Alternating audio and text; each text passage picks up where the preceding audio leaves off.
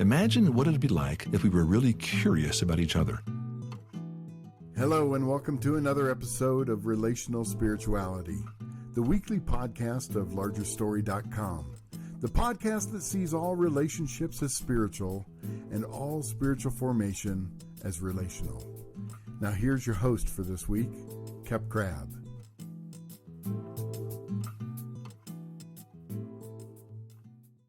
Welcome, everybody, to Relational Spirituality. I'm your host today, Crabb, and I am joined today by one of my favorite people to chat with, Duncan Sprague. We are just fresh off of our first conference that we did with Larger Story called Not Myself, By Myself in Jackson, Tennessee. And Dunk was part of the leadership team on that and the teaching team on that. And so we're going to chat with you today as we continue our series on the 7 questions of spiritual theology.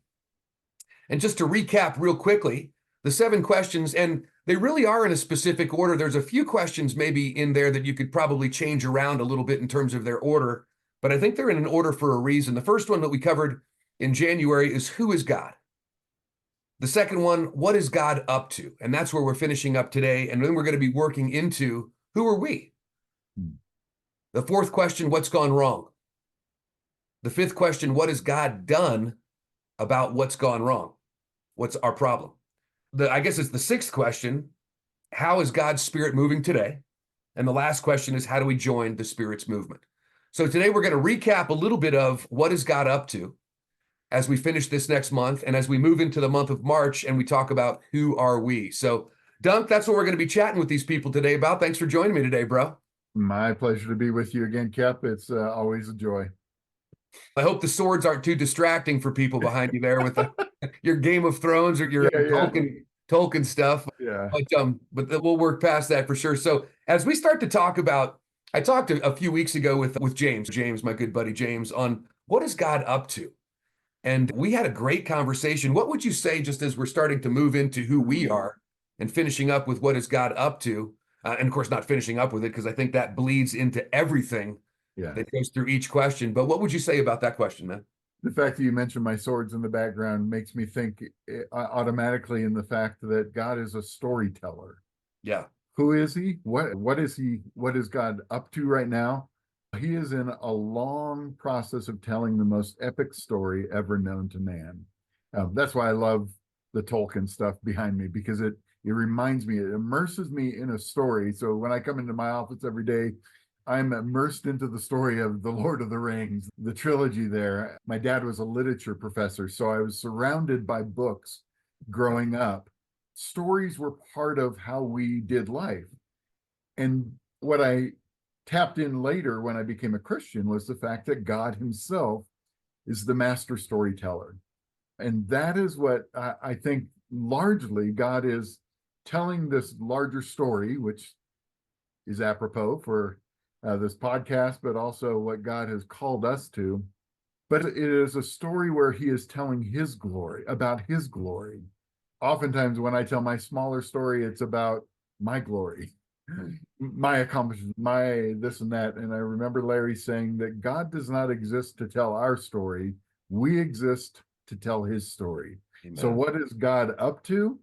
He is telling the most epic story that we live in the middle of. We're all thrust into this story, and it is a messier story and more complex story than any of us ever imagined it would be, but it's a good story. So that's instantly when I think of what is God up to. He is revealing his glory to these people that he has created to be like him.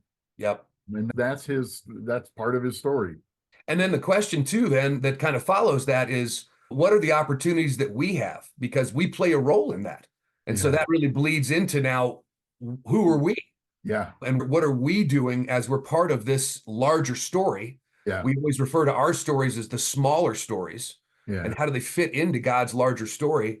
And how does that work? So as we start to move into now beyond who God is and what God's up to, but now who are we? Mm-hmm. And what would you say as we start to move into that thought of who are we and what is our role in this? I think who are we that begins with, you have to go back to the very beginning of Genesis. We are created in the image of God. So back to Genesis 1. where it says, and God said, you have this divine conversation. So it's back to the first question, who is God? He is a divine community in relationship. And then he is creating us. So the beginning of our story in his story is that he creates us in his image, male and female, to display his image to the rest of creation. That's the part where I get mostly excited, because I go, okay, so how are we like God in his image? And that, I think, is a huge area where your dad spent so much time talking about not just who is God, but then he's telling a story that we are part of. And so who are we? We bear his image. And there's been a lot of debate over years of what that image looks like. Yeah. I'm curious what comes to your mind when you think of being an image bearer? I think before I start to think of that, when you were just saying something, it made my mind go to our stories. Yeah. And we're maybe the star of our smaller stories sometimes, or try to make us that way. And sometimes we're certainly not. But each of those stories that we have really does play an instrumental role in shaping us and who we are. And those are the stories that really are important to start to unpack. As you talk about who are we in respect to image bearers, is we have the capacity to put Jesus on display now, which really, I don't know if we've tapped into the reality of that power. Yeah. And one of the things that I keep, my problem is, and you got to keep me on track here, Dunk, because I tend to want to slide down in question 6 and 7 too quick. I just love going to where the Spirit is, what's going on with the Spirit. Yeah. And because how does the Spirit move through us, which actually gives us the power? Yeah. Because we, outside of the Spirit, what do we have? Yeah. Nothing. Yeah. We have the flesh, which isn't really something we should be super proud of. But then with the Spirit, I love how you always refer, in this last weekend when we were in Tennessee, how we talk about how Dad really did reflect Jesus in how he related to us. Yes. And we had the opportunity to feel how he poured into us in a way that was only capable of him through the Spirit. That's right. And that's the part that really just gets me, is who are we? We're sinners. We're fallen people who do bear the image of God. Yes. And what does that mean? And again, to go into a Crabb type mode, which is the mode I live in, it's a relational image. It's the opportunity to relate in community. That's exactly right. That was where your dad always landed, was we live in the relational image of God. And what does that look like? So I think this was when I studied under Larry, did my master's degree in counseling. But one of the most kind of revolutionary thoughts that I had was something that he used to teach all the time, but in his later years, he didn't teach much, but it was always a bedrock of everything that he taught. And it was the 4 circles. And the 4 circles, literally his wedding ring, on the back of his wedding ring, he had the engraved 4 circles because it was so central to him. We had that made to him, made for him. Yeah. I remember I got an Audi brand that has the 4 circles there in the front. Yes. We put emotional, rational, volitional. Yeah. Fantastic. So I think that starts to play out what your dad meant by the image of God is being relational, where he would say, okay, here's what the secular mindset says. The secular mindset says, what does it mean to be human? They'll say emotions, intellect, will. That's it. But you notice all of them are autonomous. It's all individual. It's me. I have emotions, I have intellect, and I have will. That's the 3 things that make me distinct as human. Your dad added a 4th circle to what the secular world says is, I cannot define myself apart from relationship. So when I ask the question, who am I? So I am rational. I'm a rational person who thinks. Thinking person. Yeah. I'm emotional. I'm an emotional people. I feel things. I feel. I'm volitional. I choose. I have the capacity to make choices based on what I feel and what I think.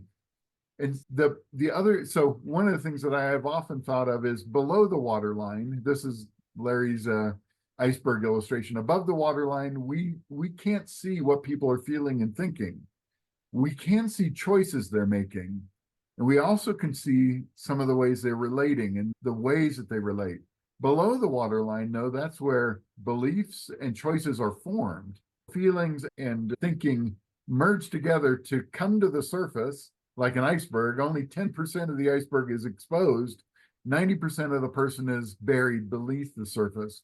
But what comes to the surface are choices we make, the exterior world, the way we dress, the way we choose. That, I think, was this critical piece where Larry would say, to be created in the image of God means we have access to the way he feels. We have access, we actually have the mind of Christ now. That's the beginning of Romans, that we can actually think God thoughts. Who has thought the thoughts of God? We actually have the mind of Christ as part of what comes with the divine, relating to God in the divine nature that 2 Peter talks about. And then thinking, feeling, and then making choices that are contrary to the way the world, the self-serving nature in me, my flesh, will always make choices for my benefit. But there is this radical shift in choices because of the divine nature that moves outward, where? Towards others. And that's this relational component of, we are relational creatures that put on display the Trinitarian nature of God. That's a large theological statement, but really it means we get the opportunity to relate the way the Trinity relates. And that's the image of God. That's the personal, Yes. the relationship, personal, emotional. But personal, we relate. Let me ask you a question as I just sit here and think about some of this. And I love thinking about the stuff that Dad's produced and stuff, but he was really sold on these 7 questions. Yeah. The 7 questions of spiritual theology. He even to the point at one point said, if your church or your group that you're in are not dealing with one or all of these questions, you're probably not doing anything that has really eternal value. Yeah. Why do you think he was so caught up in these questions? Because you saw the transition in him in many different ways. And I don't know if pivot is ever the right word, but some of the changes that he made in terms of his career. And you were part of a large piece of that as you saw him go from the book Connecting into really more of the spiritual formational and spiritual directional mindset as opposed to a professional counseling mindset. But he really then at one point, and I don't know how long ago it was, but it was probably, help me here, 15 years, maybe 20, 15, that he really started to think of the 7 questions of spiritual theology. He really started to shape how he thought about things and how he approached people. Why do you think that was so important to him? I think he was frustrated all the time with the answers that we think we have. So oftentimes with Christianity, we are answering questions that we fail to see the complexity of the questions. And one of the things your dad would say is, I'll read my Bible until it provokes a question. And sometimes it's a chapter, sometimes it's a word, sometimes it's a verse. And I think that's the part that I'm most aware of is your dad said, okay, God, there are a lot of questions that you chose not to answer right now. In fact, there's so many of them. What questions did you choose to answer? Yes. That was the crux of the 7 questions. And these were the ones he said, which one did you answer? You've answered who you are. You've answered what you're up to. You've answered who we are, how we're created. Then you get into what went wrong. And so I think that's the part where he started saying, I am no longer going to spend all my time on secondary issues. He loved the first and second things quote from C.S. Lewis. Yes. Where Lewis said, put first things first and everything else takes its rightful place. You put second things first and you end up losing everything, first and second things. And so he said, and that really comes out of the seek ye first the kingdom of God and his righteousness. And all these things will be added, and all these other things are secondary things of food, clothing, what we call Maslow's hierarchy of needs. He would call those secondary things, but the glory of God, his kingdom, is the first priority. So that's where the 7 questions really came crystal clear into focus with him, where he finally said, I don't want to spend my time answering any other questions than the ones that God has chosen to answer. Yeah, and that's such a crucial point because we ask so many questions that we're like, God, why didn't you write a book on this? Yeah. But yet, if you really start to dive into the word in the way that certainly Dad did, he did. Yeah. Because these questions really do apply to all aspects of our lives. Yes. Especially how do we relate with people as we're relating to God and to ourselves? Yeah. In all of that. But in all seven of these, they have theological terms that go with each one of them. What went wrong? Hamartiology. You go, Hamarti what? Yeah. And that's the difficulty. I think your dad finally at some point became concerned that we had overcomplicated the question by the answer we gave. What went wrong? The answer is hamartiology. The problem is sin. And so that's going to be your next question you tackle. But one of the things that I appreciate about your dad is he went back to what's the core question that provokes me to continue to ask it right now, rather than assuming I have an answer, I can check that off. I've got my theological boxes checked. So each one of his questions have these whole categories that I went through Bible college and spent whole semesters tackling each one of these theological concepts. But the difficulty is I come out with, I oftentimes think I went into Bible college with a certain level of misunderstanding to go get some questions answered. And then when I graduated, I had a few answers, but it raised more questions. And so then I went on to another degree, a higher level. And so I proudly sit here with you with a higher level of misunderstanding than most people. That's where it humbles me. Because you really dove into it. You are really confused. Yes. And I don't know of a man that tackled the questions. I know a lot of men who tackle these questions. They're all out there. But what your dad was uniquely gifted with was, how do I bring it into a language that will actually communicate? Because if our core essential nature is relational, what are the barriers to relationship? Well, one of those is pride. My education was a huge pride where I like talking with all my highfalutin categories to make it look like I know something that others don't.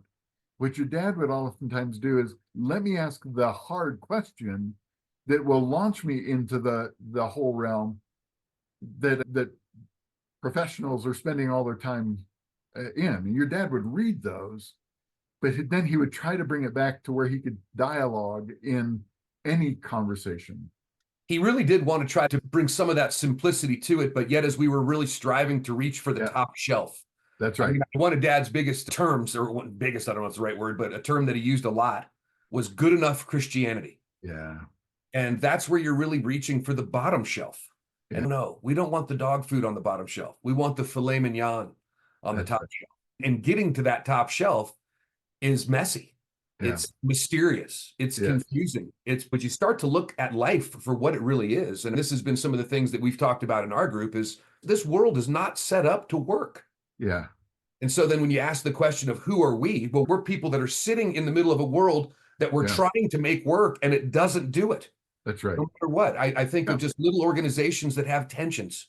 Yeah. And I can't imagine how the big organizations with hundreds of people working in them, that they can't even competently move around because everyone can't stand each other, or the little cliques, or all the relational struggles and the challenges that we go through help define who we are at some level. And that really then moves into the question that we'll be working with in April.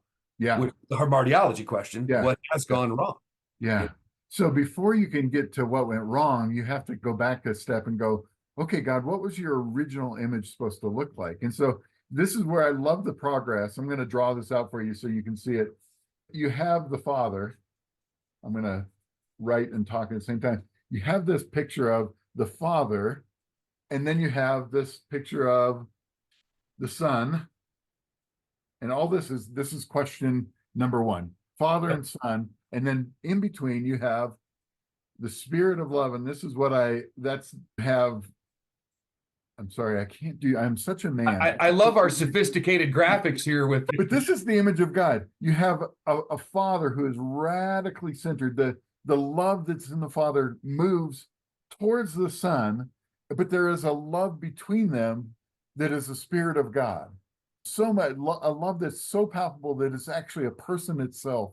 And that is the image of God, Trinity, a community in complete radical other-centeredness, that where one is pouring into the other with the Spirit.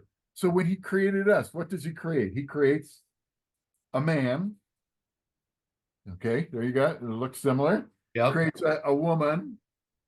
And again, we're created in the image, male and female, with the image of a spirit that connects us. Mhm. There's the image of God, that a man and a woman will be created with the same spirit of love connecting them together.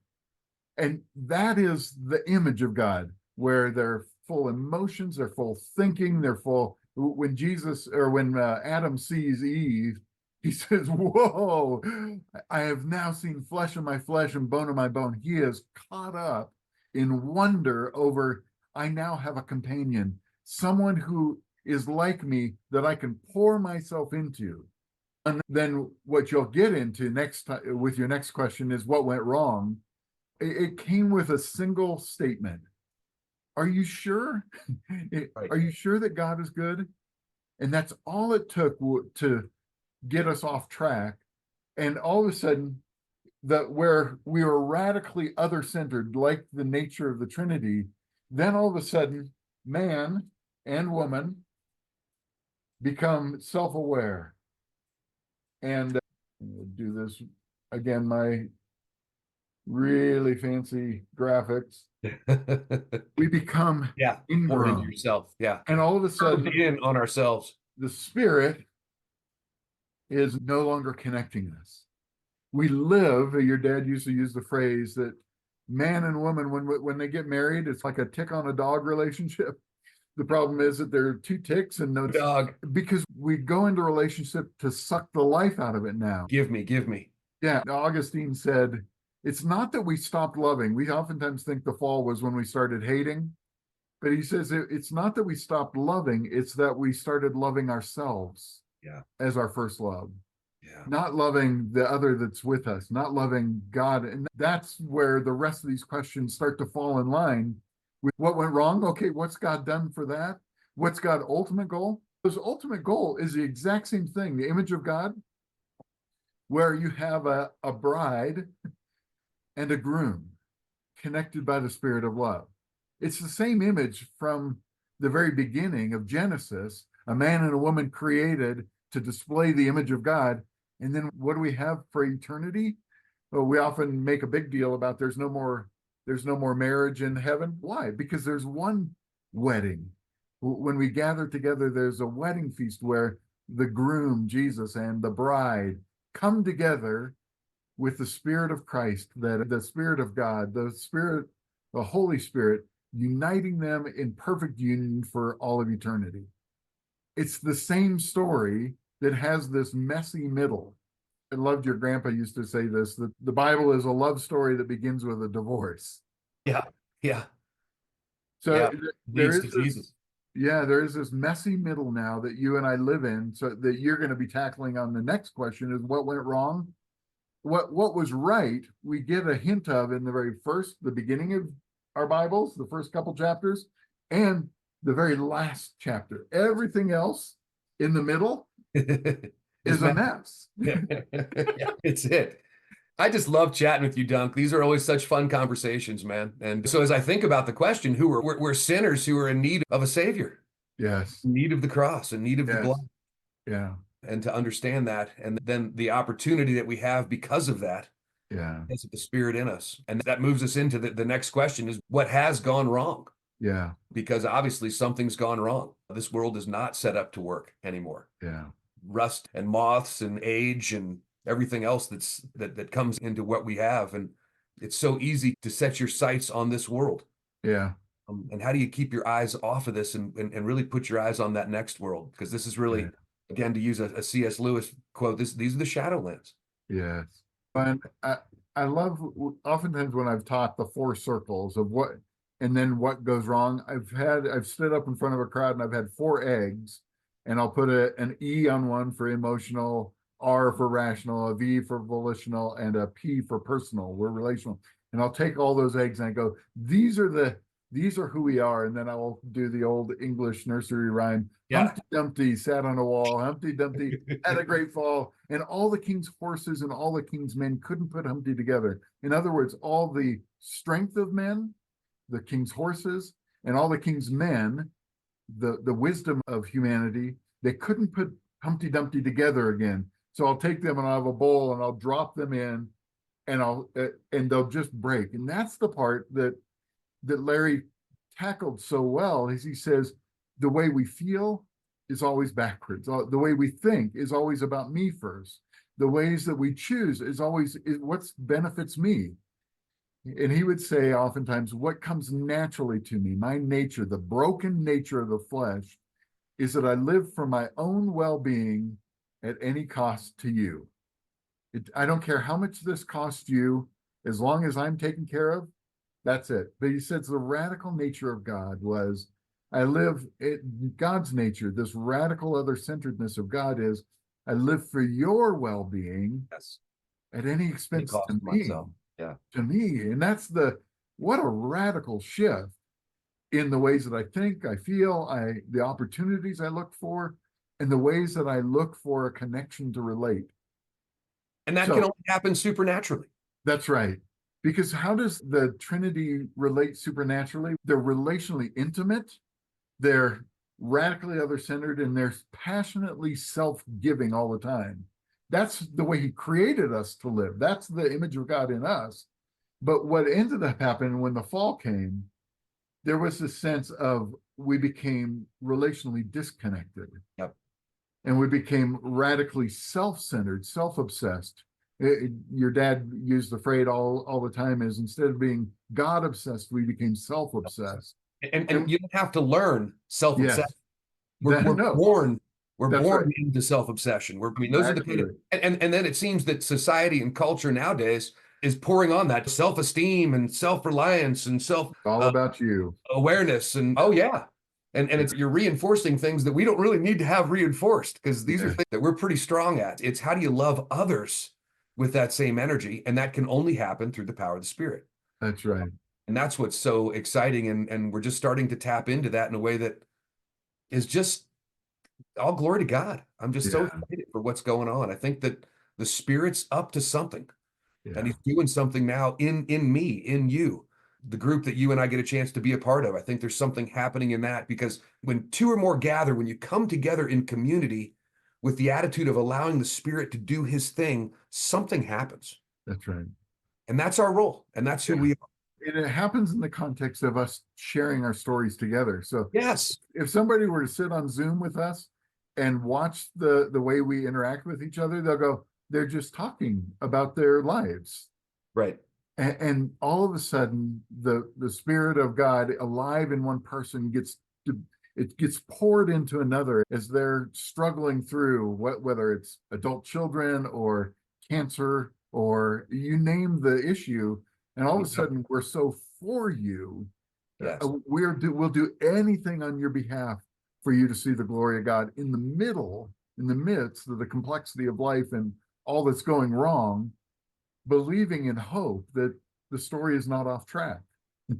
I love that. And that's the purpose of community. Yeah. How do you look bad in the presence of love as you move through this narrow road, this difficult journey, which is this life together? Because that's what we were made to be. If the ultimate ontology comes down to three persons, we're made for relationship. That's right. And so that's the biggest piece. So you ask who we are. Yeah. Those are things I think we really touched on a lot of that. Obviously, we're sinners. We're made for community. We're made for relationship. Yeah. And we have the opportunity to put Jesus on display by how we relate to others now because of what the Spirit's done in our lives. Yeah. And the only thing I would say is that we are sinners, but it is not our deepest nature now. No. The new covenant has changed something. And this is I think where it becomes so critical for us to think, who are we now? And this is where the 7 questions become, because it preaches us into hell. What went wrong? We chose to go away from God's way, and we all of a sudden became self-obsessed in a way that God could no longer as holy relate to us. So his commitment to make us holy, to be like him again, his commitment, he is not done with the story. And that's the piece where he wanted to put his love on display in a way that he is the only hero of the story. None of us get to save ourselves in this. We all are drowning in our own self-obsession, our own addictions. That's your dad's last book, Waiting for Heaven, was the one addiction that every addiction is tied back to is my addiction to me. I will do anything to get rid of the pain and the discomfort. So whether it's addiction to a Bible, I guess some people do religious Sure. addictions, but sex and alcohol and drugs and all addictions have Obvious one money. addiction. Yeah, my addiction to me that came with the fall. But that's not the final story. The final story is God has put his nature in us. Yes. We get 2 Corinthians 5:17. Anyone who is in Christ is a new creation. The old has passed away. So something is brand new in us, alive, that wasn't alive. That's Colossians 2, where it says, in your former ways, you were dead to God in your trespasses and sins, but God came alive and made you alive. How did he make us alive? By his spirit entering in and communing with us. That's the part where I go, there's a part of us right now, our deepest identity. Christian, do you know who you are? Oh, your deepest identity is no longer as a sinner. So don't live in the guilt, shame, and fear. Live in the faith, hope, and love of you're a brand new creation that now has the power of the Spirit of God living inside of you, to not just be an overcomer, but to actually live as a child with full inheritance rights of your parents, your mom and your dad, who has birthed you, adopted you, and birthed you into this new kingdom. So I just want to make that statement. Yes, we are sinners, but now we are saints who sin. But our identity no longer. So as believers, we can still live in the flesh. That's not who we But now it's no longer who we are. We have a new identity, a new way of thinking, a new way of feeling, a new way of relating. That's the heart of what your dad was getting at, is the new covenant has made something possible by the Spirit of Christ that was not possible without the Spirit of God alive in us. I love it. I love Yeah. it. I don't know if I could have summed that up any better, Duncan. Yeah. It's really fun getting a chance to chat through this kind of stuff with you. So thanks for joining us today, everyone. Next week, we'll be continuing the conversation on the 7 questions of spiritual theology. As we move through the 7 questions, we encourage you to join us every Tuesday. So have a great week, and we'll see you soon. If you like what you heard today, hit the like button just below. Then come back by subscribing to our podcast channel. For more resources on relational spirituality, go to our website at largerstory.com.